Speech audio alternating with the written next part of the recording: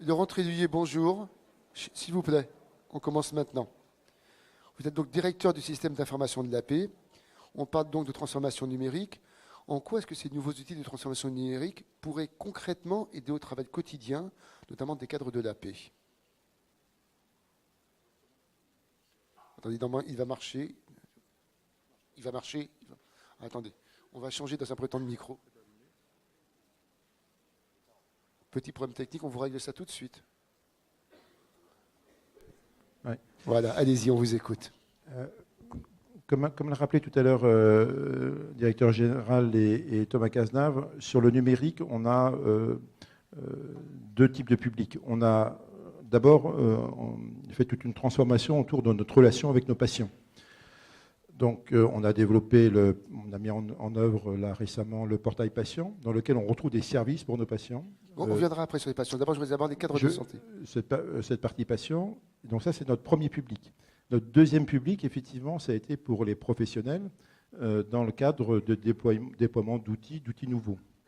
Alors le premier outil que vous avez pratiquement tous maintenant, c'est Orbis, donc un dossier patient informatisé qui est là pour favoriser le partage de l'information. Et donc ça permet aussi bien aux professionnels de santé, médecins ou non médecins, de pouvoir accéder au dossier médical des patients quand ils arrivent et de mieux partager l'information. Deuxièmement, d'avoir le même outil. Et donc, on le voit très bien parmi les infirmières ou les internes qui changent de service. Finalement, le fait d'avoir un seul outil permet de mieux partager cette information. On met aussi d'autres services pour nos professionnels de santé. On a mis un outil qu'utilisent beaucoup les cadres, c'est tout ce qui est la déclaration des congés, du temps de travail, toute la partie avec Gestam Web, qui permet d'accéder au planning, d'organiser les plannings au niveau de l'ensemble des professionnels. Des outils de partage, de collaboration, messagerie, SharePoint et autres, Dispose et autres, qu'on a lancés pour mieux partager et faire accéder à l'information l'ensemble de nos professionnels. Donc c'est vraiment sur mise en place d'outils collaboratifs au niveau de chacun. Et alors, qu'est-ce que ça change dans le rapport des cadres de santé avec notamment des patients, en type de rapport notamment? D'abord, ça change à l'intérieur de leurs propres équipes. On collabore de manière un peu différente et en tout cas, c'est ce qui nous remonte. Dans le dernier questionnaire satisfaction qu'on a fait sur Orbis, qu'on a publié il y a quelques semaines, ça change. On va vers ce qu'on appelle le zéro papier. Et donc, les professionnels de santé, alors, particulièrement les médecins, mais aussi l'ensemble des infirmières et cadres, on va vers du zéro papier. C'est-à-dire on supprime le papier. Et donc, on n'a plus à aller chercher l'information. L'information est disponible, donc immédiatement autour du cadre de santé. Autour de cadre de santé, mais aussi autour de l'ensemble des patients et des professionnels de santé. Donc ça, c'est vraiment d'accéder à l'information. Et puis, derrière, ça va aussi modifier la façon de travailler. Et donc, dans le questionnaire, on demandait effectivement, est-ce que ça a changé l'organisation? Est-ce que ça a changé votre manière de travailler? On est passé entre le questionnaire 7 de l'année dernière et le questionnaire 8 de cette année à oui, ça change ma façon de travailler. Alors on est en train de regarder la façon dont, quels sont les impacts, mais ils sont assez divers en fait, de type maintenant je ne vais plus chercher mes dossiers dans les archives. On voit aussi par exemple que, et Olivier Benveniste pourra le dire, mais beaucoup de médecins n'utilisent plus le dossier papier et donc on n'a plus cette recherche, cette course à aller chercher l'information. Donc ça modifie la façon de travailler et la façon de travailler de manière collaborative. Donc c'est vraiment dans cet élément-là qu'on a pu changer les organisations. Alors, on sait que nous sommes tous individuellement et collectivement rétifs au changement. Ça, c'est une forme de nature humaine. On n'aime pas le changement, parce que le changement, ça fait peur, même si on y voit éventuellement des avantages un petit peu plus tard. Comment est-ce que justement on arrive à embarquer l'ensemble des équipes dans l'idée du changement et de l'évolution? Alors, on a d'abord par une formation sur les outils et de l'information et de la formation. Alors, si on prend sur Orbis, on réussit la formation initiale et on a beaucoup de mal sur continuer à former les autres. En continu, turnover et former quand il y a une nouvelle version. Donc là, on lance le projet dit adoption, pour adopter Orbis, donc d'aller non plus sur une formation initiale, mais vraiment d'avoir une adoption complète de l'outil, connaître toutes les possibilités, pouvoir échanger entre professionnels, les trucs et astuces autour de l'outil, se former, de faire des petits films, des foires aux questions autour de cet outil-là. Et on développe alors, de l'intelligence artificielle autour de ça, c'est-à-dire que vous pourrez poser des questions, donc là d'ici mars-avril, poser des questions en langage naturel, c'est-à-dire dans votre propre langage. Voilà, je cherche telle ou telle fonctionnalité dans Orbis, j'ai une question sur l'utilisation de tel ou tel module, et il y aura des réponses qui vous seront apportées. Et pourquoi on dit l'intelligence artificielle? Parce que non seulement ça traduit le langage naturel, mais c'est un outil qui va s'enrichir de vos questions et de vos réponses. C'est-à-dire qu'on va pouvoir se dire, tiens, sur tel module, il y a beaucoup de ce type de questions qui revient, il y a peut-être un sujet sur ce module-là, sur cette fonctionnalité-là, comment on l'améliore. Donc on se met vraiment dans un système d'amélioration continue autour de cet outil-là. Donc là, on le déploie sur Orbis, c'est quelque chose qu'on pourra déployer sur d'autres outils institutionnels. Oui, parce qu'on sait qu'effectivement, l'intelligence artificielle, c'est un système qui est apprenant. C'est-à-dire que le système lui-même se nourrit des questions que vous posez et s'améliore de jour en jour. J'imagine que c'est ça l'idée, c'est de continuer à chaque fois à progresser encore. Oui, le constat qu'on a eu au départ, c'est se dire si ce type d'outil, on prend des normes, on va dire même européennes ou américaines, en partie au Canada, il faudrait se former sur ce type d'outil à peu près 2 heures par jour. Actuellement, on a 60 000 utilisateurs. Vous voyez, faire des cycles de formation 2 heures par an, plutôt 2 heures par an. 2 heures par an. Pas 2 heures par an. Vous m'avez fait peur. Non, 2 heures par an, même à 60 000. On n'y arrivera pas. On sera toujours en formation. On va ouvrir des salles de formation de manière un peu continue. Donc, on s'est devant ce constat, on ne pouvait pas former les gens. On est allé sur d'autres technologies. On a regardé ce que faisaient les sociétés sur des outils, d'autres sociétés sur des outils aussi déployés. Donc, on est plutôt allé sur l'utilisation de nouvelles technologies et comme l'intelligence artificielle pour pouvoir mieux former les gens en continu. Et c'est un élément extrêmement important sur des modules de type dossier de soins, de type prescription médicale, où évidemment, il faut bien connaître ces modules-là pour éviter de faire des erreurs dans l'utilisation de l'outil et porter préjudice aux patients. Donc on a vraiment besoin de cette formation continue. Alors je vais vous poser une dernière question qu'évidemment tout le monde se pose, c'est que l'informatique c'est très bien, mais qu'est-ce qui se passerait si un jour j'avais une panne? Une vraie panne informatique. Donc je vois qu'il n'y a pas que moi qui se pose cette question-là. Concrètement, il se passerait quoi? Alors, il y a un principe en informatique, je crois que c'était le vice-président de Google qui disait qu'au bout d'un moment, plus on veut prévenir les pannes, plus on a une chance d'avoir des pannes. Donc il y a un moment, il y a un équilibre entre les outils qu'on met en place sur la prévention des pannes et par rapport... D'abord, comme ça, vous connaîtriez à quoi sert la DSI. Voilà, c'est la première chose, mes équipes.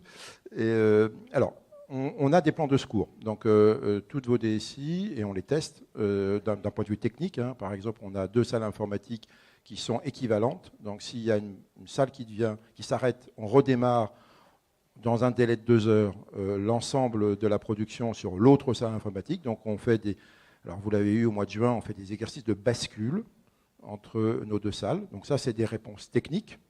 Maintenant, si on a un blackout complet, c'est-à-dire de type il n'y a plus de réseau, il n'y a plus rien, il y a des systèmes dégradés. Donc, on met en place des systèmes dégradés pour que vous puissiez revenir au papier pendant un délai, le temps qu'on répare l'informatique. Donc, il y a déjà des systèmes qui ont été déployés dans vos hôpitaux. On est en train de retravailler pour les améliorer et les rendre encore plus fonctionnels et surtout vous entraîner à ce mode dégradé. Mais on ne peut pas vous garantir que l'informatique est à 100%. On est toujours à du 99,999. Et il reste toujours un petit pourcentage de risque d'arrêt de l'informatique. On va donc essayer d'éviter le 0,0001. C'est celui-là qui pose problème. Voilà. Et puis de temps en temps, on vous fait... sur la messagerie, par exemple, l'outil le plus sensible est souvent la messagerie. Quand il y a un arrêt de messagerie, généralement, j'ai les SMS qui sortent au bout de 10 minutes, voilà, où il y a des arrêts de messagerie. Alors, on peut dire que ça repose, on peut faire la journée sans message. Bon, voilà, donc c'est des choses sur lesquelles il faut qu'on puisse, en tout cas, s'organiser derrière. Mais l'hôpital a un avantage, c'est qu'on sait faire des plans blancs, on sait faire des plans de secours, on sait... Je veux dire, dans vos hôpitaux, vous savez, quand il y a une coupure électrique, voilà, il y a des choses qui se font. Donc, je dirais, l'hôpital est organisé pour répondre à des plans de secours, à des plans d'urgence. L'informatique doit intégrer dans ces plans d'urgence et de continuité de service, mais comme n'importe quel autre sujet qu'on a et qu'on a l'habitude de traiter dans un hôpital. Merci beaucoup. Olivier Benveniste, bonjour. Vous êtes chef du département de médecine interne et d'immunologie à l'hôpital de la Pitié-Salpêtrière. Vous m'avez expliqué, lorsqu'on a travaillé ensemble, que vous aviez décidé de travailler en amont avec un ingénieur. Est-ce que vous nous expliquez justement pourquoi vous avez décidé de travailler dès le début avec un ingénieur?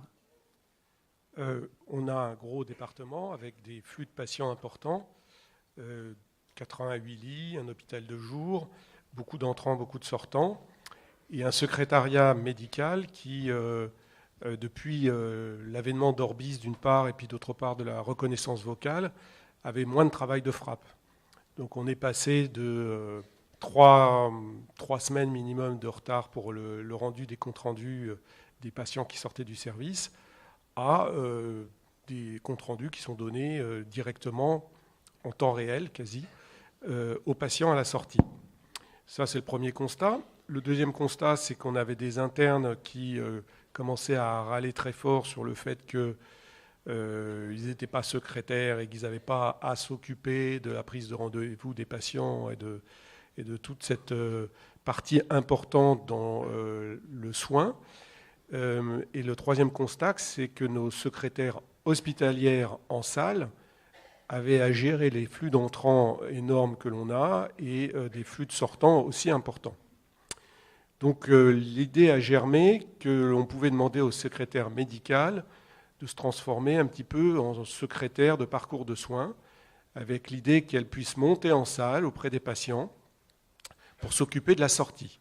Donc on a organisé ça de telle sorte qu'elles viennent le jour -1, voir les médecins responsables et les internes, elles demandent les sortants du lendemain, elles préparent les papiers de sortie, elles préparent le compte-rendu, et le jour de la sortie, elles se présentent auprès des patients, elles se présentent et elles donnent leur numéro de téléphone, et elles proposent leurs services aux patients, notamment ceux qui sont les plus démunis, pour prendre les rendez-vous suivants et organiser tout ce qui est sorti. Bien entendu, l'interne, le médecin responsable, continue à donner l'ordonnance, expliquer les soins à la sortie. Donc tout ça, c'était une petite révolution dans le secrétariat médical, et il a fallu, expliquer pas mal comment les choses allaient se mettre en place, donc on a eu plusieurs réunions, et 2, on a décidé d'être aidé et par notre encadrement, et par un ingénieur en organisation du temps de travail qui dépend de la direction et de la qualité pour venir nous aider. Et donc tout ça est en place depuis finalement 1 mois, avec des côtés où ça marche très bien. Certaines secrétaires sont tout à fait enthousiastes et trouvent ça très très bien, puis d'autres qui sont un peu plus dans la difficulté parce que ça chamboule beaucoup leur organisation, leur fonctionnement. Et c'est en ça que l'ingénieur nous aide. Très bien. Alors, justement, vous évoquiez à l'instant, parfois sur ce type de transformation, ça soulève des réticences du côté des médecins, du côté des cadres, et également parfois du patient. Comment, justement, vous avez essayé de surmonter ces réticences qui sont, ce qui est expliqué ce matin, qui empoisonnent, en fait, la vie au quotidien du système de santé? Les premières réticences viennent de, effectivement, la réticence au changement. Et ça vient de notre corps, hein, celui des médecins. C'est compliqué de demander à un collègue de passer à la reconnaissance vocale, par exemple, pour libérer du temps de secrétariat, pour justement avoir plus les secrétaires sur le terrain.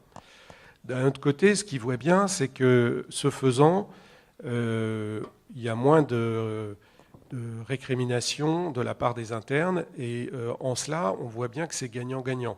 C'est-à-dire l'interne se concentre plus sur son travail médical, il est plus aidé pour la paperasserie et du temps de secrétariat. Donc c'est une chose qui passe. Ce qui passe un peu moins bien, c'est quand l'outil n'est pas hyper performant. Donc VocalSoft qu'on utilise aujourd'hui est pas mal, mais il est du niveau d'une moyenne secrétaire, très moyenne. C'est-à-dire que par moment, il ne reconnaît pas bien ce qu'on dicte.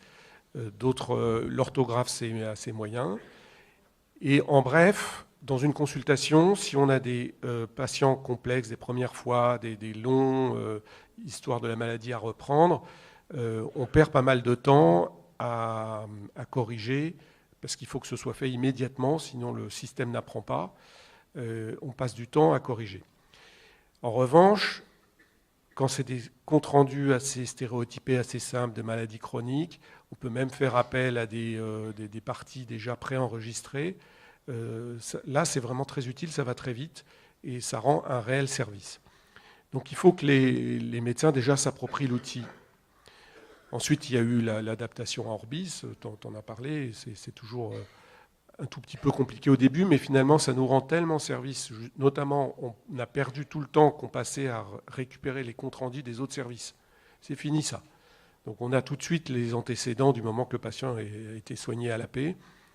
On a tous les antécédents, tout ce qui s'est passé, tout l'historique. Donc ça nous a fait énormément gagner de temps. Et enfin, pour faire les comptes rendus finaux, les internes y participent, les chefs de salle, les responsables de salle font la synthèse. Et finalement, ce temps-là va aussi très très vite. Et est-ce que les patients se rendent compte de cette évolution? Et si oui, comment est-ce qu'ils la vivent? Alors, les patients, pour eux, je crois que c'est un vrai plus de pouvoir proposer aux patients d'être accompagnés dans leur sortie. De voir quelqu'un qui se présente, qui donne son numéro de téléphone. C'est énorme, je trouve. Enfin, je pense qu'on est tous très contents de ça, et les patients en premier. Et on a énormément d'appels après, et ça fait partie des choses qu'il faut évaluer aussi, parce qu'il ne faut pas qu'elles soient noyées sous ces appels, de patients qui reposent des questions sur des points qui ne sont pas clairs, alors qu'avant ils étaient perdus, ils ne savaient pas comment nous joindre. Donc ça, je crois que c'est une vraie amélioration de la qualité. Merci beaucoup. Pierre Athénas, bonjour. Vous êtes directeur du projet de transformation numérique à la direction du pilotage de transformation de l'AP. Alors justement, est-ce que vous pouvez nous expliquer un peu quelle est la philosophie générale de ce projet? Et puis, qu'est-ce que serait, selon vous, quelles sont les conditions nécessaires pour obtenir un déploiement réussi?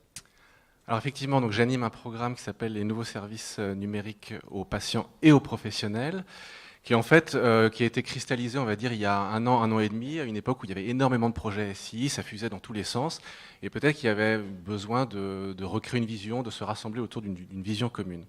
Donc c'est un programme qu'on a essayé de constituer et qui part du premier principe, qui est de se dire, d'ailleurs j'appelle ça non pas la transformation, la bascule numérique, mais c'est vraiment les nouveaux services numériques, c'est-à-dire qu'à un moment donné, les outils numériques, à quoi ils servent? Je pense que c'est vraiment le phare dans la nuit, c'est de se dire, à un moment donné, pourquoi est-ce qu'on fait tout ça? Donc à partir du moment où on commence la réflexion en se disant, c'est pas combien de licences on va acheter, qu'on va déployer, etc., mais c'est quelle vision on souhaite porter pour nos patients et professionnels. Globalement, elle est assez simple. On veut que les patients aient une offre lisible de la PHP, on veut qu'ils puissent faire des démarches en ligne, mon voisin de droite va le développer. On souhaite qu'ils soient ensuite accueillis à la PHP, on souhaite qu'ils travaillent, enfin qu'ils soient accueillis par des professionnels qui disposent d'outils performants, etc. Enfin, je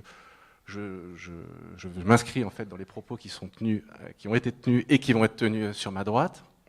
Et à partir du moment où on a cette vision très très claire, c'est beaucoup plus limpide d'y adosser les projets. C'est-à-dire qu'à partir du moment où on prend ces engagements de service, on veut que les comptes rendus soient donnés en temps réel ou à J8 maximum. On souhaite que les patients puissent prendre rendez-vous en ligne. On souhaite que les patients puissent faire des démarches administratives en ligne sans faire la queue aux admissions, etc. Une fois qu'on a défini cette vision-là, c'est très facile de voir les projets qu'on met derrière. Et du coup, de les hiérarchiser, de les piloter, éventuellement de les prioriser, parce qu'encore une fois, on est sur des ressources qui sont contraintes. On ne peut pas faire tous les projets en même temps. Et quand on n'a pas une vision précise des engagements de service, parfois on peut se noyer. Donc l'idée de partir d'engagements de service pour les décliner sur des projets, ça permet encore une fois d'avoir une trajectoire beaucoup plus lisible. Un autre principe, c'est dans ce programme service numérique aux patients et aux professionnels, on aurait pu se dire, mais pourquoi il n'y a pas deux programmes? Pourquoi il n'y a pas un programme pour les patients, un programme pour les professionnels? Pour moi, les deux sujets sont intimement liés, c'est-à-dire que ça n'aurait pas de sens d'offrir une batterie de services en ligne aux patients qui ensuite, quand ils entreraient physiquement à la PHP, ils feraient un bond de 30 ans en arrière. Ou alors l'inverse, de déployer des outils pour nos professionnels, un outil de travail extrêmement performant, mais qui ne se traduisent pas dans des facilités pour nos patients. Voilà, il n'y a vraiment aucune logique à décorréler les deux. Et d'ailleurs, dans les processus de prise en charge, souvent, en termes de workflow, les patients commencent à faire des démarches en ligne qui sont ensuite intégrées dans les logiciels métiers des professionnels. Ça fait gagner du temps à tout le monde. Ce temps peut être déployé sur d'autres missions. C'est ce que le professeur Benveniste parlait, par exemple, pour les fonctions médico-administratives, etc. Donc encore une fois, on est sur un continuum, on est vraiment sur les services aux patients et aux professionnels. Tout ça, c'est la même démarche, c'est les mêmes projets, c'est le même processus cible de travail. Et ensuite, le dernier, je ne sais pas si je suis trop long ou trop court, le dernier point sur lequel on essaye vraiment de mettre l'accent, c'est de ne pas dissocier le système d'information des problématiques organisationnelles qui sont sous-jacentes. c'est peut-être des erreurs qui ont pu être faites dans le passé, pas que à l'hôpital, un petit peu partout, où on pense le SI en silo, et puis ensuite on se dit les organisations n'ont qu'à suivre. Ou alors on pense une organisation, puis après on se dit on verra bien l'outil informatique qui arrivera dessus. Et c'est vraiment deux réflexions qui doivent être menées de parallèle, c'est parce que on imagine une nouvelle organisation avec un système d'information qui va pouvoir apporter un certain nombre de facilités, qu'on peut du coup imaginer des organisations plus fluides et plus efficaces. Dissocier les deux, c'est pas possible, que ce soit dans un sens ou dans l'autre. Ça veut dire que tout ça doit être piloté et d'une manière un petit peu synchronisée. Il faut qu'entre les calendriers de déploiement des outils numériques et les réflexions ou les réorganisations au sein des services ou des unités de production, il faut que ce soit synchronisé. Et ça, c'est vraiment pas facile. Mais c'est pour moi une clé du succès, parce que si on a une non-synchronisation entre l'outil SI qu'on va plaquer sur une organisation qui n'aura pas été pensée pour, ou qu'on fait l'inverse, on va tout simplement générer des difficultés, des outils et du rejet des outils qui sera bien compréhensible. Si je comprends bien, en fait, l'idée, c'est de partir des usages avant de partir du matériel, savoir à quoi ça sert, savoir qu'est-ce qu'on va utiliser. C'est exactement ça. Oui. Ce qui est une logique assez nouvelle, en tout cas qui n'était pas forcément la première façon. Alors du coup, la question que j'ai envie de vous poser, c'est, une fois qu'on a dit ça, comment est-ce qu'on fait en sorte d'embarquer l'ensemble des professionnels de santé à ce projet-là? Comment est-ce qu'on les implique? Comment est-ce qu'on les fait adhérer? Alors, si on adhère à la première partie de mon propos, je pense qu'on n'a pas d'autre choix que de se dire, pour nous qui sommes dans des directions support, il faut qu'on sorte de nos bureaux et qu'on aille au contact de ceux qui soignent, qui sont au contact des patients, c'est-à-dire vous, pour voir quelles sont vos problématiques, et quelles sont vos bonnes idées, quelles sont les choses qu'on peut améliorer. Ça, c'est pas nous qui allons le décider, c'est vous qui allez en être les principaux promoteurs, et nous qui allons le décliner et le cristalliser dans des projets qu'on espère les plus pertinents et les plus en adéquation possible avec vos problématiques. Après, il faut savoir où est-ce qu'on met le curseur entre vous associer et puis faire des groupes de travail, et encore des groupes de travail, et des groupes. Et à un moment donné, c'est vrai que moi-même, je me suis peut-être retrouvé dans cette situation-là, où à chaque fois que j'avais le début d'une idée, je crée un groupe de travail, et souvent, un certain nombre de vos confrères, ou vous-même, avez dit, mais attendez, moi j'ai d'autres chats à fouetter que de passer ma vie dans vos groupes de travail. Donc il faut qu'on trouve vraiment le bon curseur entre vous associer, comprendre vos problématiques, et puis vous laisser travailler pour nous transformer ces problématiques en projets qui soient des projets pertinents et qui répondent à vos besoins. Il faut qu'on soit sur des cycles courts, c'est-à-dire qu'à partir du moment où j'ai quelques exemples en tête que je ne pourrais pas développer d'ailleurs, mais où très concrètement vous nous faites remonter des problématiques, un groupe de travail, une expression de besoin, des spécifications, hop, et ça part en club utilisateur Orbis, et puis ça intègre la roadmap. Je pense que c'est aussi notre crédibilité de se dire, quand vous nous faites remonter des choses, si vous faites remonter des choses, vous avez des bonnes idées et qu'elles ne se traduisent pas dans les faits sur l'évolution de vos outils au quotidien, vous allez vous dire, écoutez, au siège, ils sont dans leur bocal et on n'en parle plus. Donc il faut qu'on trouve le bon curseur entre on vous associe avec le bon niveau et puis surtout on est sur des rythmes qui sont extrêmement rapides, les plus rapides possibles. Encore une fois, le SI, c'est un SI de la taille de la paix, ça ne se bouge pas comme ça en claquant des doigts, mais il faut qu'on puisse avoir des progrès qui soient visibles, qui vous soient visibles. De toute façon, je pense que vous aurez l'occasion de donner quelques exemples, parce que je pense que les questions ne manqueront pas, voire peut-être les critiques, vous aurez sûrement l'occasion effectivement de répondre. Dernière question, où est-ce qu'on en est justement des services en ligne au sein de l'AP? Alors oui, Laurent l'évoquait tout à l'heure dans son introduction, on est très très fiers, vous avez peut-être vu cette communication passer, on a mis en ligne ce qu'on appelle un espace patient, qui va permettre aux patients de la PHP de se créer un compte sécurisé. Alors ça a l'air de rien comme ça, parce que vous dites, mais moi je me crée un compte à la Fnac.com depuis bientôt 10 ans.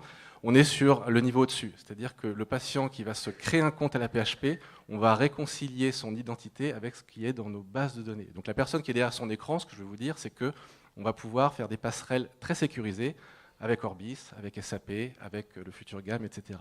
Et ça ouvre vraiment le champ des possibles, parce que ça veut dire qu'un patient qui va faire ses démarches administratives, on va pouvoir les déverser automatiquement dans le logiciel administratif. Un patient qui va renseigner un questionnaire médical pour préparer une consultation, ce questionnaire va pouvoir venir se déverser directement dans un outil pour les médecins, etc., etc.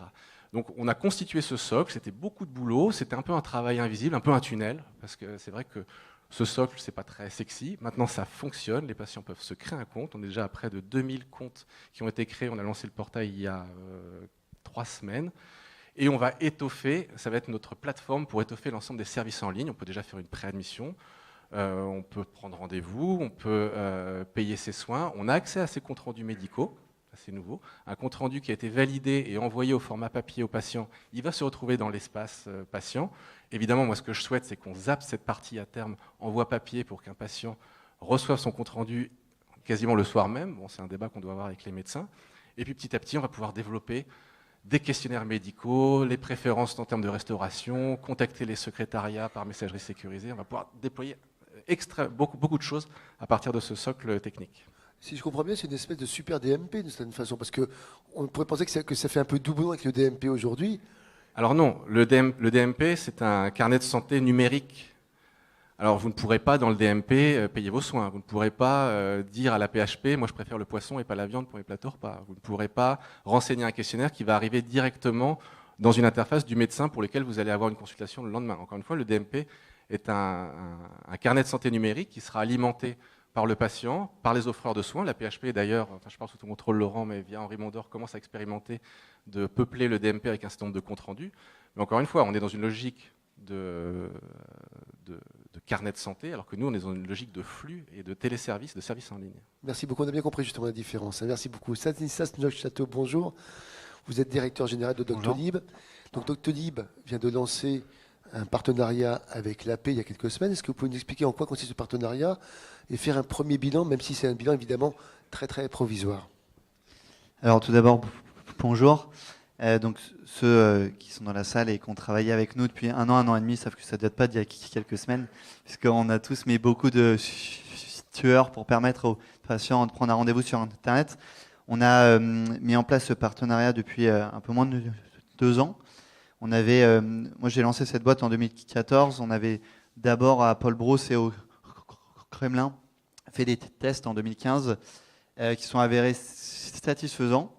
Et donc on a commencé le déploiement il y a 1 an. On a aujourd'hui 90% des praticiens de la PHP qui ont la prise de rendez-vous sur Internet. Ça représente 10% du volume de consultation, 20% des rendez-vous pris à distance. Et selon certains services, alors ceux dans la salle qui connaissent bien leurs statistiques de leurs services le savent, entre 40 et 50% des prises de rendez-vous pour les services les plus en ligne. En fait, pourquoi est-ce qu'on a fait ce projet? On a fait ce projet, pour améliorer l'accès aux soins de vos patients, donc pour leur permettre de trouver de l'information, pour leur permettre de prendre un rendez-vous en ligne 7 jours sur 7, 24 heures sur 24, donc pour leur permettre d'accéder plus facilement à vos consultations et accessoirement d'améliorer leur expérience patient, puisque vous le savez, c'est très dur d'accéder à la PHP et parfois c'est un peu complexe pour un patient. Donc ça, c'est le premier grand objectif. Le second objectif, c'est décharger vos secrétariats. Ça, on aura l'occasion d'en reparler, mais bien évidemment, je suis en ligne à 100% avec ce qui a été dit. L'objectif, c'est de réorienter l'activité des secrétariats vers des tâches à plus forte valeur ajoutée, et notamment vers les soins et vers l'accompagnement des professionnels de santé. Donc, objectif, moins d'appels. Il y a un autre objectif qui était la réduction des rendez-vous non honorés, avec la possibilité d'annuler en ligne son rendez-vous, de reprogrammer en ligne son rendez-vous, d'avoir de l'information pour accéder à son rendez-vous. Il va y avoir un dernier projet dont on parlera peut-être dans quelques minutes, qui est la coordination. Donc le fait que les professionnels de santé de ville, partenaires de la PHP, puissent prendre un rendez-vous en un clic et adresser leurs patients. Donc ça, c'est les 3 grands enjeux. Bien sûr, on l'a fait grâce à vous. Il faut le savoir, hein, la PHP, c'est le premier hôpital public à avoir mis en place la prise de rendez-vous sur Internet. C'est le premier hôpital public d'Europe à l'avoir fait. Bien sûr, on a fait plein d'évolutions ensemble autour de la qualification des patients, autour d'une prise de rendez-vous plus complexe, notamment protocolisée. Mais en tout cas, un beau succès qui en appelle à plein d'autres autour des services numériques aux patients et autour de l'amélioration de l'efficacité de vos organisations. Merci beaucoup. Alors Doctolib est une entreprise privée, l'hôpital remplit des missions de service public. Est-ce que vous comprenez que ça puisse choquer dans cette salle ou même ailleurs l'idée même qu'il faille appel à faire du privé, y compris en termes de données de santé? Vous nous expliquerez justement, est-ce que vous avez données de santé ou pas? Qu'est-ce que vous préservez? Vous comprenez que ça puisse choquer? Qu'est-ce que vous répondez à cette critique? Voilà, il y a tout de suite un silence. Vous avez vu comme on vous attend. Écoutez, moi en fait, je vais répondre de manière un peu différente à cette question. La première, c'est les innovations numériques, technologiques depuis 200 ans. Je ne sais pas la part qui ont été faites par l'État et la part qui ont été faites par des entrepreneurs. Quand je dis entrepreneur, ce n'est pas entrepreneur de l'Internet, hein, c'est entrepreneur au sens large sur les 200-300 dernières années. Ça, c'est la première partie de réponse. La deuxième, c'est qu'en fait, moi, public, privé, je m'en fiche. Ce qui compte, c'est quoi? C'est améliorer la santé des Français. Et c'est améliorer le quotidien des 2 millions de Français qui travaillent dans le secteur de la santé. C'est ça qui m'intéresse. Et c'est pour ça qu'il y a des lois. C'est le troisième point de réponse. C'est qu'en fait, sur l'hébergement, la propriété, la protection des données, il y a des lois en France qui font que Doctolib n'a accès à rien, n'est propriétaire de rien, que nos données sont encryptées et qu'on a 2 hébergeurs agréés de données de santé. Il y a des lois en France autour de l'orientation des patients et de l'accès aux soins. Et donc, il faut juste respecter ces lois. Et peut-être pour conclure sur ça, le numérique en santé, c'est une énorme chance et j'aurai l'occasion de le redire peut-être un peu plus tard. Et en fait, pour réussir à améliorer nos organisations et la santé, eh ben en fait, je pense qu'il faut des partenariats entre les professionnels de santé, l'État, les entreprises privées, les associations de patients. Et en fait, le numérique, c'est pas dans 10 ans. Le numérique, ça doit être fait là, dans les prochains mois et les prochaines semaines. Et ceux qui sont holders de cette transformation, en fait, c'est vous. Et donc, il faut le faire tous ensemble. Sinon, je pense qu'on n'y arrivera jamais.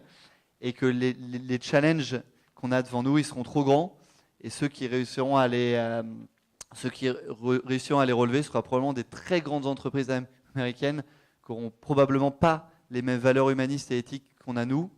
Et donc, je vous invite très fortement à continuer de transformer vos établissements, notamment avec toutes les innovations qui seront proposées à la fois par Laurent, par Pierre-Étienne et par la direction de la Transfo. Merci. Alors, n'oubliez pas de remplir le Slido, si vous avez des mots-clés ou des réactions, profitez-en maintenant. Justement, vous avez dit qu'il fallait le construire ensemble. Est-ce que vous avez déjà eu des retours des professionnels de santé sur la situation de Doctolib? Est-ce que vous avez eu des critiques? Si oui, lesquelles? Et qu'est-ce que vous avez apporté comme amélioration ces derniers temps? Alors, nous, en fait, on a 65 000 professionnels de santé, 1300 établissements de santé et 27 millions de Français sur notre site par mois. Et on a un tiers de nos équipes qui ne travaillent que à prendre les retours des praticiens et les patients. Donc, on a des milliers de retours de praticiens et de patients. On a une centaine d'équipes, de personnes, d'équipes d'ingénierie, juste pour faire la prise de rendez-vous. Et donc, oui, bien évidemment qu'on intègre tous les retours. Bien évidemment qu'on fait améliorer notre service. Je vais prendre peut-être un peu de recul sur c'est quoi l'hôpital de demain pour essayer qu'on réfléchisse à ça. Parce que bien sûr, c'est le sujet du jour. Quel est l'impact de la transformation numérique sur nos organes? Moi, l'hôpital de demain, je le vois de 3 angles. 1, la performance patient. 2, la performance humaine. 3, la performance financière. Performance financière, ça veut dire quoi? Ça veut dire qu'il faut que les praticiens de ville ou que vous gagnez plus d'argent et qu'il y ait une sustainabilité économique. 2, performance humaine, ça veut dire qu'il faut que vous ayez une qualité de travail. Quand je dis vous, c'est professionnels de santé, cadre de santé, personnel administratif, vous avez une meilleure qualité de travail. Et le 3, performance patient, c'est qu'il faut que l'expérience patient soit meilleure. Et donc, sur ces 3 axes, économique, humaine et patient, je pense qu'il faut innover. Innover, ça passe par quoi? Ça passe par ouvrir nos hôpitaux à la ville, désengorger nos urgences, améliorer l'expérience patient, prise de rendez-vous en ligne, préad en ligne, facture en ligne, dossier médical en ligne. Et ça passe également, bien sûr, par l'usage. Parce qu'en fait, s'il n'y a pas d'usage, comme tu l'as très bien dit, en fait, il ne se passe rien. Et donc, ce qu'il faut, c'est qu'il y ait des usages concrets pour vous, vos professionnels de santé et vos patients. Et ça passe par des petits pas. Vous voyez, Doctolib, tout le monde nous dit « Ah, c'est top, c'est incroyable ». En fait, Doctolib, nous, on s'est concentré sur la consultation. Moi, je suis parti juste d'un constat qui était de dire on investit dans la prod de soins, mais en fait, la consultation, c'est l'une des clés. Donc, je vais essayer de bien faire mon travail sur qu'est-ce qui doit être fait, où, comment, quand, qu'est-ce que fait un secrétariat, comment on accède à la santé, activité de consultation. Ça paraît simple, mais c'est juste comment est-ce qu'on fait pour que l'activité de consultation, ça permette de mieux soigner les patients. Mais vous expliquez justement très bien l'importance de ces premiers petits pas. C'est quelque chose auquel je crois beaucoup devant un chantier aussi immense. Soit on dit on change tout en même temps, et on fait une espèce d'énorme gloubi-boulga dans lequel personne ne sort, soit on commence par du concret, de l'intérêt des usages. Concrètement, on commence par quoi et qu'est-ce qu'on fait? Et puis après, on implémente, on améliore, on fait des retours. Je pense effectivement que c'est sans doute la seule possibilité pour embarquer notamment les professionnels de santé. D'où ma question, vous avez un petit peu évoqué, j'aimerais qu'on y revienne. Comment est-ce que vous imaginez l'intérêt de Doctolib, notamment en termes de transformation ou de collaboration entre l'hôpital public et la médecine de ville? Ouais. Alors ça, si on part encore du constat que la consultation, c'est l'une des clés, En fait, nous, on fournit une technologie et des services pour décupler vos potentialités. Et quand je dis vos potentialités, c'est bien sûr dans vos établissements, mais c'est aussi dans les cabinets de ville, puisqu'on fournit également Doctolib dans les cabinets de ville. On a créé il y a quelques mois, notamment en travaillant avec vous, un outil d'adressage qui permet de manière simple à un urgentiste d'envoyer, ou une infirmière, ou quel que soit le professionnel de santé ou la personne administrative aux urgences, d'envoyer un patient vers un cabinet de ville. On a également créé une fonctionnalité d'adressage qui permet à un médecin généraliste de ville ou un spécialiste de ville d'envoyer un patient vers des services ou des spécialistes à l'hôpital, avec des accès prioritaires, avec une prise de rendez-vous en ligne, avec une lisibilité sur l'offre et avec un échange de documents. Ça paraît simple, mais c'est juste ce qui va permettre de rapprocher la ville et l'hôpital et de désengorger les urgences. Bien évidemment, la technologie et le service n'est rien. Ce qui compte, c'est que les médecins généralistes aient du temps médical pour recevoir vos patients, et c'est que les médecins généralistes et les médecins spécialistes partenaires de la PHP, ils puissent aussi vous envoyer des patients et qu'ils fassent cette démarche d'envoyer des patients vers des professeurs, des chefs de service ou des spécialités que vous gérez.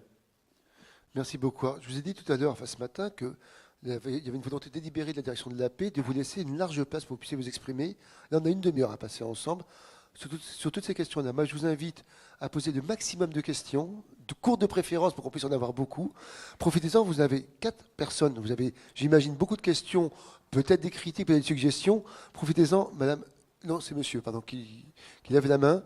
Alors, même dispositif que tout à l'heure, je vous demanderai de vous présenter et de poser votre question, si possible, courte et concrète. Allez, si nous vous écoutons. Bonjour, je m'appelle Guillaume Lenaour, je suis cadre en radiologie à l'hôpital Cochin. Donc vous parlez beaucoup de... Attends, excusez-moi, j'ai oublié le nuage de mots. Vous gardez votre question, mais juste, on repart sur le premier nuage de mots. Donc, ces mots-là, c'est ce qui ressort de l'ensemble des 500 personnes qui ont envoyé des mots sur leur réaction. Donc, vous voyez, qu'est-ce qu'on voit? Accessibilité, formation, sécurité. Je trouve curieux que les patients soient assez peu représentés, finalement. Par contre, chronophage, c'est un mot que nous n'avons pas prononcé, mais c'est un mot que vous avez prononcé. Je trouve ça intéressant parce que ça vous a fait réagir. Comment les uns et les autres, vous avez un petit retour si vous voulez regarder aussi ici, comment les uns et les autres, justement, vous réagissez à ça? Ça vous dit quoi ces mots-là finalement? Qu'est-ce qui vous frappe? Qui veut prendre le micro? Vraiment une réaction spontanée de... Ça me dit quoi de tout ça, de la part des 500 personnes qui sont dans cette salle? 540 même, je crois, vous êtes très très nombreux. Alors, formation, on en a parlé tout à l'heure, effectivement, c'est des outils, et les outils ne sont pas toujours simples. On n'est pas dans l'outil qu'on charge sur son smartphone et qui est aussi simple. Donc, on a bien conscience qu'il faut former de manière initiale et derrière, on continue. On en a parlé tout à l'heure, accessibilité. Peut-être réagir sur confidentialité. C'est un des sujets qu'on a actuellement sur la confidentialité des données, en particulier les données des personnels de l'AP. Puisque c'est un des sujets qui nous remonte de manière très importante. Il y a effectivement un équilibre à trouver entre le partage de l'information, qui permet, ce que disait Olivier Benveniste tout à l'heure, est important en disant je peux retrouver maintenant assez facilement le dossier médical d'un patient dans le cadre de la continuité des soins.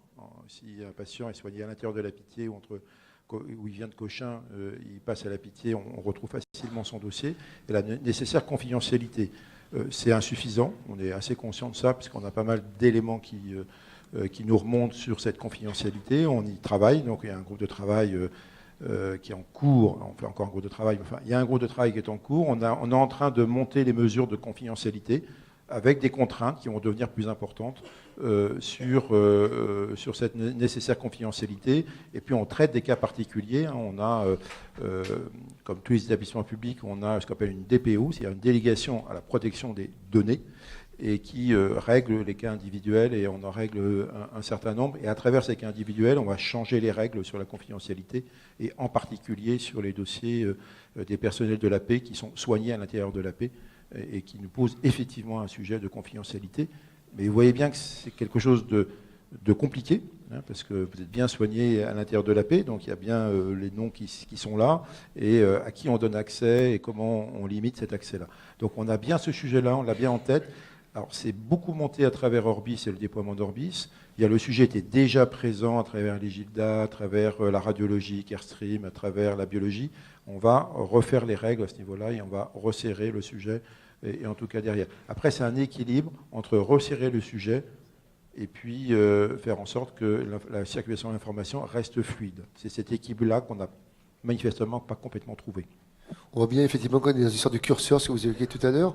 Moi, ce qui me frappe, c'est le mot de formation. J'en déduis qu'il y a une demande très forte de cette salle d'être formée. Et accessibilité, c'est quoi? C'est quelque chose qui soit simple et compréhensible par tout le monde. Ça paraît effectivement le BABA. Manifestement, c'est un des enjeux. Je propose qu'on garde cette image-là. J'ai une question, monsieur. Donc, je vais quand même vous redonner la parole. Et après, madame. Oui, donc, Allez-y, monsieur. justement, ça fait bien la transition avec le mot de formation. Donc, en fait, on parle beaucoup des rendez-vous de consultation, etc. Mais on parle, je trouve, très peu de la demande connectée en interne pour les patients hospitalisés, notamment pour les examens d'imagerie médicale qui utilisent un module spécifique à Orbis qui n'est pas Orbis Rendez-vous, et pour lequel, en fait, on a tenté de passer au 100% dématérialisé le 15 novembre dernier à l'hôpital Cochin, et qui s'est avéré malheureusement être un véritable fiasco, alors que ça devait être normalement une formalité. C'est-à-dire qu'on a paralysé des services qui n'arrivaient pas à faire la demande connectée par rapport aux médecins pour des questions de droit et des questions de facilité d'utilisation. Et ma question était la suivante, c'est quel est le projet, notamment dans les DMU, avec les perspectives que ça va pouvoir engendrer au niveau de prendre des rendez-vous d'un hôpital à un autre, qui actuellement n'est pas possible avec la demande connectée Orbis, et comment est-ce que vous allez faire pour simplifier le travail des professionnels en termes de formation, compte tenu qu'on s'est aperçu que les professionnels n'étaient pas assez formés, pour juste ainsi dire que j'ai pris mon poste en juillet, qu'au bout de 3 jours, j'ai une formation Orbis et qu'a priori, je suis le référent Orbis de mon service, alors je ne sais pas utiliser le logiciel. Voilà, merci beaucoup. Bon, au moins, ça a le mérite d'être clair et d'être précis. Qui veut répondre à cette question? Allez-y, qui prend la parole en premier? Non, mais alors, sur la demande connectée ou sur la formation, on est conscient de ce sujet-là. Hein. Voilà, après, je vous dis, c'est notre difficulté. On a 60 000 utilisateurs actuellement. Donc, notre capacité, je pense que ce qui nous revient, quand on déploie Orbis au démarrage, on laisse les gens pendant 3 semaines, il y a une formation initiale qui est plutôt de bonne qualité. En tout cas, c'est ce qui nous remonte à travers les différents questionnaires qu'on a ou les remontées directes. Ce qu'on a du mal à faire, et c'est cette formation, il y a beaucoup de turnover, vous arrivez, vous changez de service, vous n'avez pas eu Orbis, etc. Donc là, on est en train de regarder pour remettre un coup de formation et utiliser des outils qui vous permettent de former. Moi, je ne sais pas mettre des gens en continu. Il y a déjà 150, 160 personnes actuellement qui déploient Orbis, qui font cette formation initiale. Comment on le gère mieux en continu? On a fait le constat. On est en train de déployer nos outils. Il faut nous laisser encore quelques mois. Là, c'est plutôt au déploiement fin mars, début avril, pour qu'on ait des outils. Au moins, il y a des foires aux questions, il y a de l'e-learning, il y aura des quiz, il y aura des sujets qui vous permettront de former. Et éventuellement, après, on formera les référents de manière un peu plus poussée. Mais on est en train de reprendre tout ce sujet-là. Après, demande connectée entre, on a un outil qui est assez limite. On est en train de le modifier, de le faire évoluer pour avoir cette prescription connectée de manière fluide. C'est vrai que sur Cochin, on a été, ça marche sur d'autres hôpitaux, d'autres établissements. On a fait un petit aller-retour. On va reprendre le sujet avec votre directeur de GH, votre DSI, pour aboutir à cette demande connectée et faire en sorte qu'elle marche comme dans les autres hôpitaux. Et votre objectif serait d'arriver à une connexion globale pour tous les établissements quand? Alors, je ne donne plus de délai, mais... Oui. Donnez-nous juste un ordre de grandeur, éventuellement. Non, mais alors, dans les projets informatiques, il faut toujours donner un début et une fin. Alors, comme on a démarré le projet en 2010, on peut se donner raisonnablement le déploiement d'Orbis fin 2021 sur l'ensemble de nos hôpitaux avec l'ensemble des modules. Alors, il faut faire attention quand on dit ça, il y a 22 modules. Il y a 800 et quelques services. Donc, vous voyez, on déploie à ce niveau-là. Pendant ce temps-là, Orbis évolue. Là, vous allez avoir le dossier de soins. Et j'ai vu Loïc Morvan tout à l'heure, directeur des soins, on met en place une nouvelle version d'Orbis en 2019 qui va être beaucoup plus simple à utiliser, beaucoup plus fluide, etc., qui va être vraiment améliorée. Voilà. Web. Voilà la bonne nouvelle de la journée. Web, etc., utilisez votre doigt, etc. Donc, il y a un vrai travail. On avait le choix entre dossier de soins et dossier médical. Et on a pris l'évolution du dossier de soins en premier. Et on fera le dossier médical en 2020 pour le faire évoluer. Donc, il y a bien... là, on commence à voir les nouvelles versions. Et on a même dans la version qui est actuellement en production, alors on vous l'a caché, mais on est en train de tester la nouvelle version. Donc ça va évoluer, voilà, progressivement. Il y a tout un travail avec l'éditeur pour le faire évoluer et que ça devienne un outil sympathique. Donc voilà un peu les différentes réponses. Alors 2021, et on le fait évoluer. Et vous aurez d'autres demandes d'ici là. Donc on va essayer de mettre un début, une fin. Et puis on va remettre un autre début pour autre chose et d'autres évolutions. Merci. Olivier, vous voulez quelque chose? Je vous en prie. Oui, je voudrais juste témoigner de la part de la communauté médicale. Par exemple, à la Pitié, on n'a pas encore les demandes d'examen par Orbis, mais d'où on part. Et c'est juste à devenir chèvre avec les demandes de fax. Donc on faxe les demandes au scanner dans la vague d'urgence, et puis le scanner n'aboutit pas, donc on refaxe l'après-midi, et puis l'équipe a changé, et il faut refaxer une troisième fois. Ça rend tout le monde complètement marteau, cette histoire-là. Donc il est temps qu'on évolue, donc on est hyper demandeur. Et tu fais aussi vite que tu peux, mais voilà, je pense qu'il faut être confiant, ça va être mieux. Nous devons donc être confiants.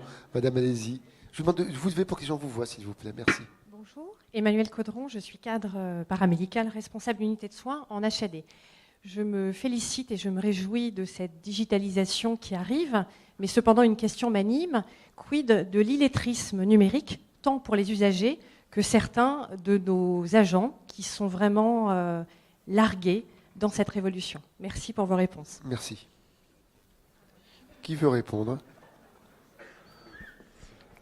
Bon, vraiment, je suis celui qui prend les questions difficiles. Ah, il en faut un. Je suis désolé, Pierre, mais il en faut un toujours. C'est une vraie réflexion, parce que j'ai lu un papier de l'OMS qui était très intéressant, qui montrait que justement la connexion allait devenir un nouveau déterminant en santé, au même titre que l'éducation, l'accès à l'eau potable, etc. Ça, c'est un vrai sujet que vous posez. Je pense qu'à terme, c'est des choses qui vont finir par se lisser. Il y a pas je n'observe pas de lien direct entre des populations âgés qui seraient déconnectés et des jeunes C++ connectés de partout, etc. Il y a toute une population de gens d'un certain âge à qui les petits-enfants ont offert une tablette à Noël et qui s'en sortent beaucoup mieux que des gens... Bon. Donc il n'y a pas de règle. Je pense que le sens de l'histoire, c'est quand même que petit à petit, tout le monde va venir... Si on travaille sur une offre numérique, effectivement, petit à petit, les gens vont venir par y arriver, mais on risque effectivement de creuser un sillon de plus en plus large avec ceux qui n'y auront pas accès. Et il faut absolument... Et ça, c'est un petit peu notre rôle d'hôpital, service public, que l'on conserve le canal historique, papier, quelqu'un qui ne veut pas faire une préadmission connectée en ligne, pré-remplie par mail, etc. Il faut qu'il ait toujours accès à un guichet d'accueil, qui puisse l'écouter, prendre sa demande, discuter avec lui, etc. Donc attention, pour moi, quand on déploie les services numériques, ce n'est pas une bascule de l'un vers l'autre et on ferme le robinet, entre guillemets. Il faut absolument, et c'est notre rôle, même si ce n'est pas productif, mais qu'on maintienne un accueil physique et qu'on s'occupe de ces personnes qui, entre guillemets, vont petit à petit se déconnecter et donc être un petit peu plus loin des facilités qu'on va leur proposer. Merci. Oui, Laurent. Juste pour compléter, c'est au niveau des personnels.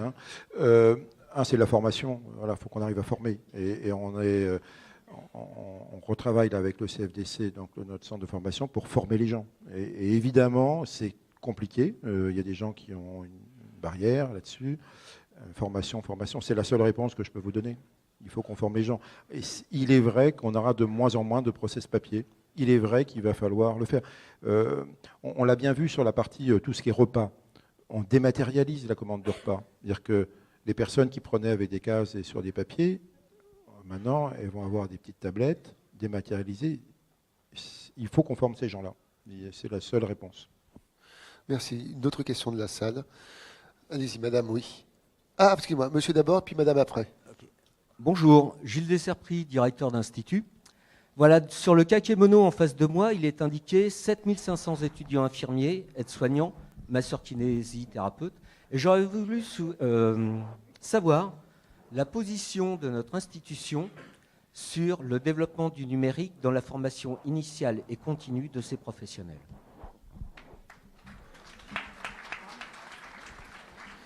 Qui s'y colle? Alors, elle est largement insuffisante, pour être clair. On est en train de travailler avec le CFDC. Alors, je reviens sur le CFDC pour développer ces outils numériques.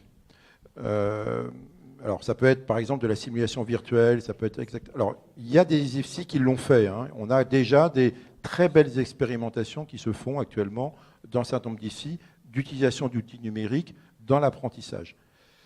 Mais de ces expérimentations, il faut qu'on en fasse effectivement quelque chose de plus collectif et de plus général. Donc, là, on a un certain nombre de réflexions en cours, en utilisant par exemple ce qui est fait avec Illumens, qui est à Paris 5. Je ne sais pas si vous connaissez les outils. Donc, j'ai vu Ténière il n'y a pas très longtemps. On se revoit bientôt pour proposer un programme de formation et d'outils et de formation à l'outil numérique. Donc, on n'y est pas encore. On a bien vu qu'on est effectivement un petit peu en deçà. On a un petit peu de progrès à faire, mais on va le faire là bientôt et on est bien conscient de l'histoire. Et quand serait-il, excusez-moi, je continue, et quand serait-il par exemple par la mise en œuvre d'une plateforme de Learning Management System? Je ne vais pas vous donner, là, je vais pas vous donner de date parce qu'on n'a pas lancé le projet, mais on est bien là-dessus et on a vu, et en tout cas, là, il y a une équipe informatique au CFDC on a rencontré un certain nombre d'éditeurs, on travaille sur le sujet. On est bien conscient éventuellement de notre capacité. Voilà. Après, il y a toutes les évolutions des IFSI qui est à regarder aussi. Et on veut s'inscrire dans ces évolutions de ces écoles et de leur place au sein de la PHP. Donc c'est ça, toute cette réflexion-là qu'on a en cours. Donc pas mars-avril, mais un petit peu plus tard. Hein. Une question, j'ai une dame qui a levé la main. Oui, allez-y, madame. On va vous apporter un micro tout de suite. Oui. Ah, vous êtes là? Excusez-moi. Oui. Si vous juste levez bien la main, parce que sinon je ne vois pas toujours. Allez-y. Et après, madame. Je réponds en... Excusez-moi, je ne vous ai pas entendu parce que je parlais en même temps. Je rebondis sur la question précédente. Qu'en est-il de l'évolution d'Orbis pour les rééducateurs non-voyants ou malvoyants? Parce que c'est une question que la collégiale des cadres de rééducation se pose à l'assistance publique depuis de nombreuses années. Et malheureusement, ces professionnels, qui ont une légitimité, hein, comme tout le monde, n'ont pas accès à tous ces logiciels qui sont développés à l'assistance publique. Alors, je regarde Pierre Colonna parce qu'il m'a posé la question il y a 15 jours, je ne lui ai pas répondu. Donc, ça va être l'heure là maintenant, je suis désolé. Donc il m'a bien relancé sur le sujet et derrière. J'ai reposé la question. C'est une question. Il y a des outils hein, pour pouvoir lire les choses sur les écrans. Donc on peut mettre des outils qui permettent de lire donc, en audio ce qui est sur les écrans. Le JAWS n'est pas compatible avec Orbis, le logiciel de lecture vocale. C'est ce qu'on est en train de travailler sur. D'accord. Donc on est bien vu. Alors la nouvelle version, la version web, est beaucoup plus simple en fait à interagir. Donc c'est à l'occasion de changement de version qu'on est en train de regarder si on peut vraiment faire évoluer cet outil-là. Là, techniquement, et après il y a toujours des solutions techniques qui sont très compliquées à mettre en œuvre, techniquement c'était compliqué pour nous. Donc j'ai bien cette question qu'on a reposée à la R&D d'ACFA il n'y a pas très longtemps. On est en train de discuter avec eux pour qu'on puisse, effectivement, vous puissiez lire, en tout cas, l'ensemble. Et après, sur la partie écriture, c'est plus facile pour nous parce qu'il y a la partie dictée vocale qui est beaucoup plus simple, là, qui est déjà opérationnelle, hein, vous pouvez dicter, etc. Mais on a le sujet de la lecture. On m'a posé la question il y a un certain temps, j'ai bien remonté le sujet. Et techniquement, la question, c'était on ne savait pas faire dans l'état actuel d'Orbis. Il faut aussi comprendre qu'on a des contraintes techniques. C'est-à-dire que tout ne marche pas du premier coup sur l'ensemble de nos outils. Merci. Une question, madame. Oui, bonjour. Est-ce que bien vous devez pour que je vous voie, s'il vous plaît? Pardon, excusez-moi. Claire Delage, je suis cadre en maladies infectieuses et tropicales. Donc moi, je vais vous parler de certains patients. Vous avez parlé d'un groupe de travail sur la confidentialité des données. Moi, j'irai jusqu'à quid de l'anonymisation de certaines données, vu l'enjeu pour certains de nos patients, qui sont aussi personnels de la science publique. L'autre, vous développez d'autres logiciels. Je pense à un logiciel de programmation de prévisionnel de gestion des lits. Je voudrais savoir quelles sont les passerelles avec Orbis, parce que ça peut donner plus de travail, être plus chronophage et doubler les temps de... Voilà. On fait des retours et des fois les réponses sont trop rapidement négatives et ne nous permettent pas d'être efficients dans l'utilisation de plusieurs logiciels. Il y a deux questions là. Je vais répondre à la première, je laisserai sur Olivier Pierre de répondre sur la deuxième. J'ai pris la facile, mais après la difficile. Non. Sur la confidentialité, il est possible déjà d'anonymiser. On change le nom. En fait, il y a déjà des patients, et on le fait, où on change le nom du patient et on met un autre nom, ce qu'on appelle un alias. Donc c'est une possibilité qu'on a dans Orbis de changer le nom. Alors, ce n'est pas toujours simple. Pourquoi? Parce que vous ne pouvez pas facturer sous un autre nom. ne pouvez pas faire de transfusion sanguine sous un autre nom. Vous ne pouvez pas faire de séance de radiothérapie sous un autre nom. Et vous ne pouvez pas envoyer à un médecin de ville le nom d'un autre patient, ce qui est assez compliqué. Vous voyez, quand vous envoyez un courrier, mon cher confrère, etc., où j'ai pris en charge, et l'autre, il va dire, mais ce n'est pas mon patient. Donc, c'est utilisé, on l'utilise. Voilà, on a un certain nombre de personnes qui sont aliacisées. On est en train de redéployer ça. Voilà. Après, il y a des niveaux de confidentialité dans Orbis. Vous pouvez me rendre confidentiel un séjour. Donc, on est en train de rappeler la règle pour qu'on puisse rendre confidentiel. Et après, vous avez tous les autres systèmes d'information. C'est-à-dire que quand on rend confidentiel dans Orbis, comment on le rend dans la partie radiologie, comment dans la partie biologie, comment dans les outils de facturation, comment on fait dans SAP. Donc, ce n'est pas un sujet aussi simple. Ça s'est vu à travers Orbis, mais on avait les mêmes sujets dans Gilda ou dans vos dossiers patients voilà, que vous aviez dans vos hôpitaux, dans Actipidose, par exemple, Secure Actipidose, exactement le même type de sujet. Là, le sujet avec Orbis, c'est que c'est beaucoup plus global, puisque vous avez un accès beaucoup plus global. Donc, je dirais que, je connais assez bien ces sujets-là. Il faut qu'on trouve une vraie discussion avec les médecins, avec les cadres, avec l'ensemble, avec les représentants des professionnels et des patients, pour qu'on trouve le bon équilibre. Je ne l'ai pas, hein, donc il faut qu'on réfléchisse là-dessus pour trouver le bon équilibre. Merci. Et Olivier, donc, deuxième... allez-y, Pierre. Non, si vous voulez rajouter quelque chose, allez-y. Après, il y aura la deuxième question. Il y a un logiciel qui s'appelle Agathe, de gestion des lits. Je peux juste faire part de notre expérience. On est parti de tableaux métalliques avec des petites fiches où on déclarait chaque médecin ses sortants, ses entrants prévus, les programmatrices positionnaient les patients, à un truc facile d'utilisation, assez vraiment, les secrétaires hospitalières se l'ont approprié très rapidement, les médecins également. Il n'y a pas vraiment de sujet, ça va beaucoup plus vite et c'est facile. Le sujet, c'est juste, avant, ces programmations étaient faites sur Orbis, qui permettait aux médecins d'avoir une vue du parcours patient, des examens qui étaient faits en HDJ ou éventuellement prévus dans des hospitalisations futures. Et ils n'ont plus cette vue, il faut juste qu'ils doublent l'ouverture des logiciels, les regards, etc. Donc on perd en efficience, on perd en fluidité, on perd... voilà, juste c'est ce qu'on pourrait faire des passerelles Orbis Agathe un peu plus facile. Non, mais effectivement, les travaux d'interfaçage sont compliqués, mais c'est dans les tuyaux. C'est-à-dire qu'effectivement, on s'est rendu compte... Il faut bien voir que Agathe et Orbis répondent à deux problématiques qui sont différentes. On est dans la gestion du capacitaire, l'autre, c'est le dossier patient.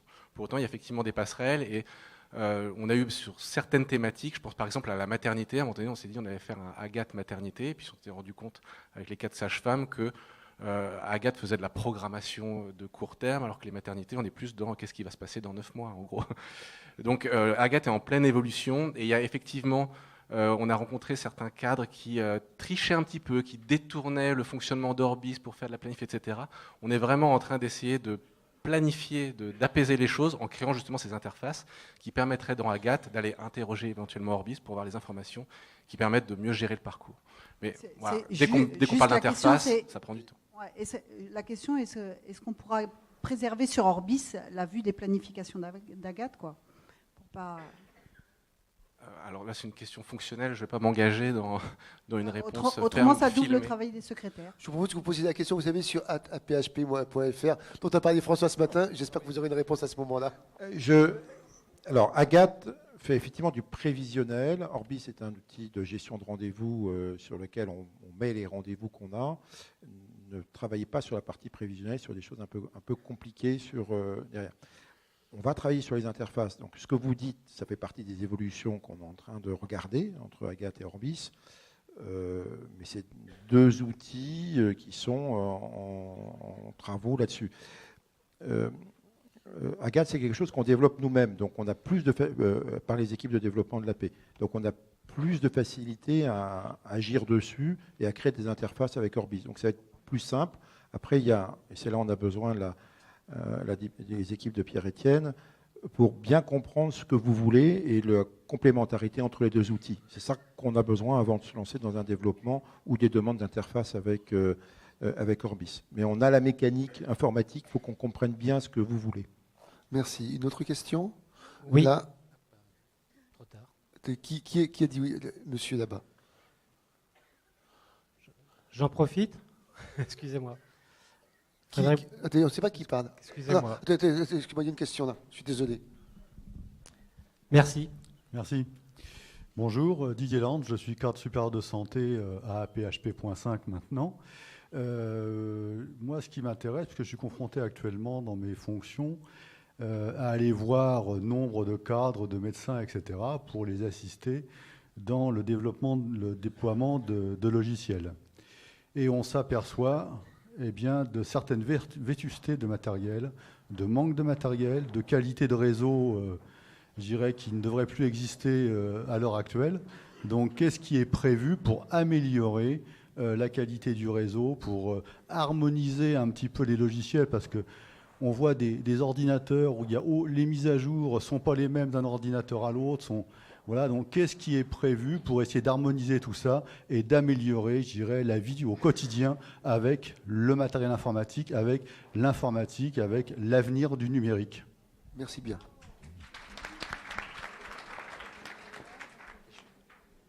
Je vais peut-être répondre. Alors, sur le réseau, en fait, on le fait au fur et à mesure où les directeurs, enfin les services des travaux interviennent dans les bâtiments. C'est très peu de l'informatique, le réseau. On passe de la fibre, mais il faut percer des trous, mettre des câbles, etc.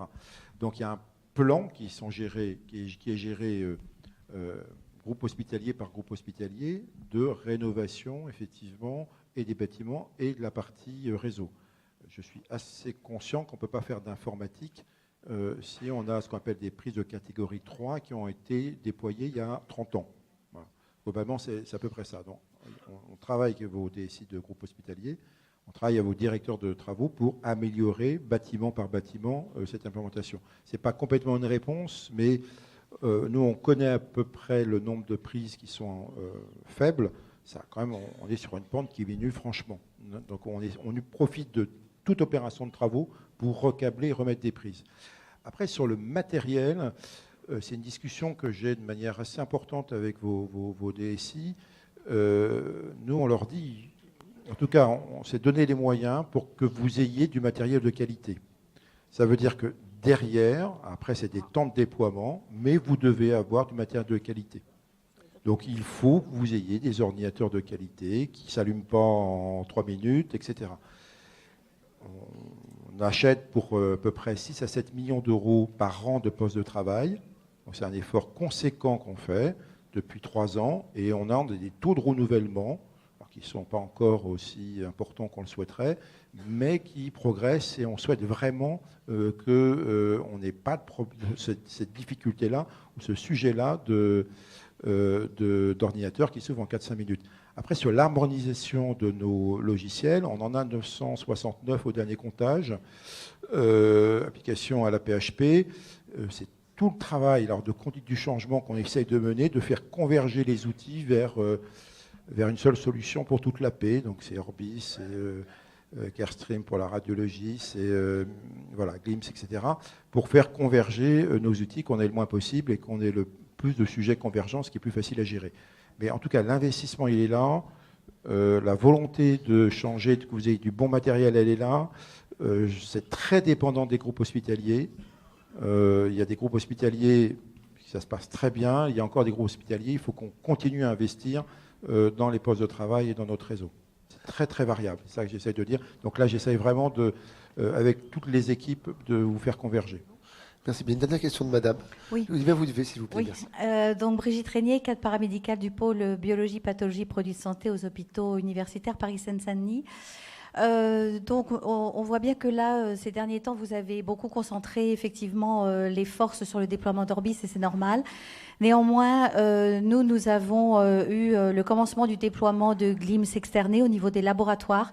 On a un gros sujet sur l'intégration du retour des comptes rendus d'examen qu'on s'échange de groupe hospitalier à groupe hospitalier. La solution serait le déploiement de Lab to Lab. Est-ce que vous pouvez me dire à peu près à quelle échéance on va reprendre ce sujet? Voilà, parce que nous, on a du mal à alimenter Orbis dans les délais, dans les délais qui conviendraient aussi à tout le monde, aux patients, aux équipes médicales, etc. Alors, Lab to Lab, on va le faire entre Cochin et Ambroise Paré, là on est dessus, donc on fait le premier pilote premier trimestre 2019, après on étendra la solution. En fait, dans vos systèmes de gestion laboratoire, il n'y avait pas l'identifiant patient unique, donc c'est ça qu'on a besoin d'implanter. On a fait Ambroise Paré il y a 15 jours, et on a un plan de déploiement de l'IPP sur l'ensemble de nos établissements, donc courant l'année, on va faire sur 2019, hein, donc on le fait un par mois en fait, à partir de fin janvier, et après on déploie du lab to lab. Alors, je ne connais pas le plan de déploiement dans votre GH, mais en tout cas, on fait ce qu'on appelle du lab to lab. Ça, c'est la première réponse. Et puis, on va aussi fusionner nos GLIMS. C'est-à-dire qu'on en a 14 actuellement, et on veut diminuer progressivement pour aller vers un seul. Progressivement veut dire on va se faire en quelques années. Donc, c'est tout le travail qui en est fait. Donc, on a bien conscience qu'il y a... Voilà, j'ai toujours l'impression que je vous dis, pour le futur, ça sera mieux. Voilà, c'est work in progress à chaque fois. Mais en tout cas, il y a 15 jours, on a fait l'IPP, Ambroise Paré, on déploie, ça s'est bien passé. Donc, on fait le prochain, je crois que c'est Cochin fin janvier, après un par mois. Et on est parti sur le sujet. Voilà. Et pour déployer Cyberlab sera déployé sur l'ensemble des GH. Donc, Cyberlab, c'est ce qui permet d'avoir accès aux résultats de laboratoire pour les patients externes. Ça sera inclus dans le portail patient. Et pour que ça soit disponible au niveau du portail patient. Et donc ça, c'est le courant 2019.